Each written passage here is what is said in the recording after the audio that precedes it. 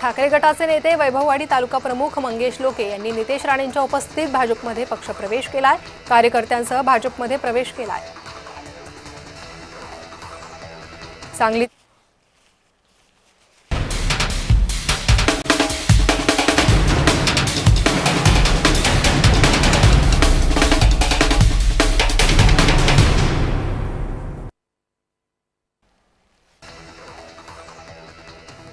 ठाकरे गटाचे नेते वैभववाडी तालुका प्रमुख मंगेश लोके यांनी नितेश राणेंच्या उपस्थितीत भाजपमध्ये प्रवेश केलाय।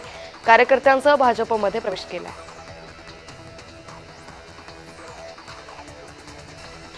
सांगलीतील शरद पवार गटाचे नेते शरद लाड भाजपात प्रवेश करणार आहेत। 7 ऑक्टोबरला भाजपात प्रवेश होईल। शरद लाड यांच्या भाजप प्रवेशाने जयंत पाटील यांना मोठा धक्का बसलाय।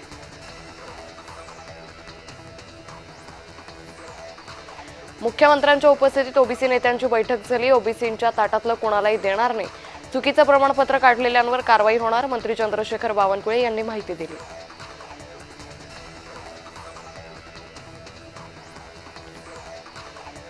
टीकेपेक्षा बहिणींच्या चेहऱ्यावरील आनंद महत्त्वाचा आहे। आतापर्यंत कोणाला जमलं नाही ते महायुतीनं केलं। उद्धव ठाकरेंच्या टीकेला आदित्य तटकरे यांनी उत्तर दिलंय। केंद्रीय गृहमंत्री अमित शहा अहिल्यानगर जिल्हा दौऱ्यावर येणार आहेत। अमित शहा शिर्डीत मुक्कामी असून रविवारी विविध विकास कामांचं उद्घाटन करणार आहेत।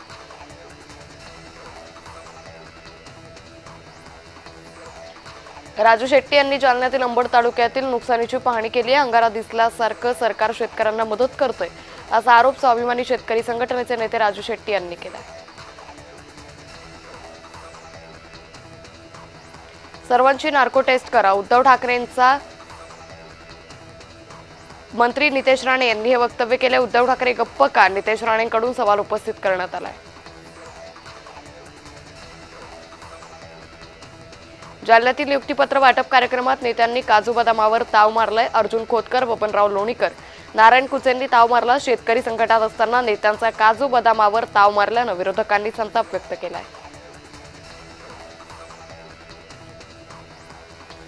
सकल ओबीसी समाजाचा 10 ऑक्टोबरला मोर्चा निघणार आहे। मोर्चा घेण्यावर ओबीसी नेते ठाम आहेत। मराठा आरक्षणाचा 2 सप्टेंबरचा GR सरकारनं रद्द करावा आणि 2014 पासूनच्या जात प्रमाणपत्रांबाबत श्वेतपत्रिका काढावी या मागण्यांसाठी हा मोर्चा निघणार आहे। सरकारसोबतच्या बैठकीत ओबीसी नेते आक्रमक झाले। सरकारनं GR रद्द करावा अशी ओबीसी संघटनेकडून मागणी करण्यात आली। ओबीसींचं अस्तित्व संपण्याच्या मार्गावर आहे। मराठा आरक्षणाच्या GR मुळे ओबीसी अडचणीत असल्याची प्रतिक्रिया वडेट्टीवारांनी दिली।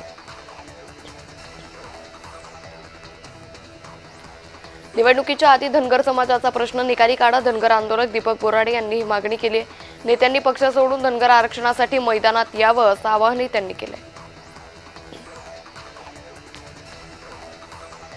आमदार रोहित पवार यांनी 2 दिवस लातूर जिल्ह्यातील अतिवृष्टीग्रस्त भागाची पाहणी केली। जिल्ह्यातील पाहणी दरम्यान शेतकऱ्यांच्या विविध प्रश्नांसाठी आमदार रोहित पवारांनी लातूरच्या जिल्हाधिकारी वर्षा ठाकूर घुगे यांना वारंवार फोन केला, मात्र त्यांनी फोन घेतला नसल्यानं आमदार रोहित पवार लातूरच्या जिल्हाधिकाऱ्यांवर भडकले।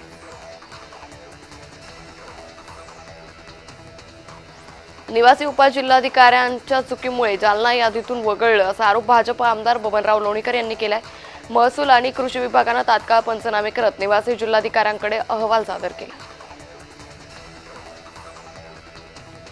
आमदार संतोष बांगरांनी पीक विमा कंपनी प्रतिनिधीला पुन्हा धमकी दिली आहे। पीक विमा कंपनीच्या प्रतिनिधीसोबतचा संवाद व्हायरल झालाय। हातपाय सलामत ठेवायचे आहेत की नाही अशी धमकी देण्यात आली।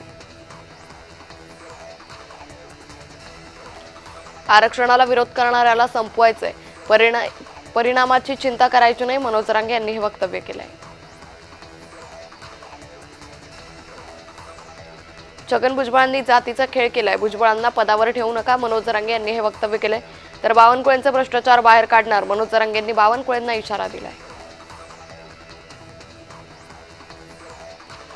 शेतकऱ्यांच्या प्रश्नाकडे लक्ष द्यायला सरकारकडे वेळ नाहीये। नांदगावच्या बोलठाणमध्ये बच्चू कडू यांनी सरकारवर टीकास्त्र टाकलंय। जातपात विसरून शेतकऱ्यांच्या आंदोलनात सहभागी होण्याचं आवाहनही त्यांनी केलंय। सेवा भावनेतून जनतेच्या मनात विश्वास निर्माण करा, गडचिरोलीत पालकमंत्री ॲडव्होकेट आशिष जयस्वाल यांनी शासकीय अधिकारी कर्मचाऱ्यांना आवाहन केले। नागरिकांच्या मनात शासनाविषयी सकारात्मक निर्माण व्हावी अशी सेवा भावनेतून काम करा असे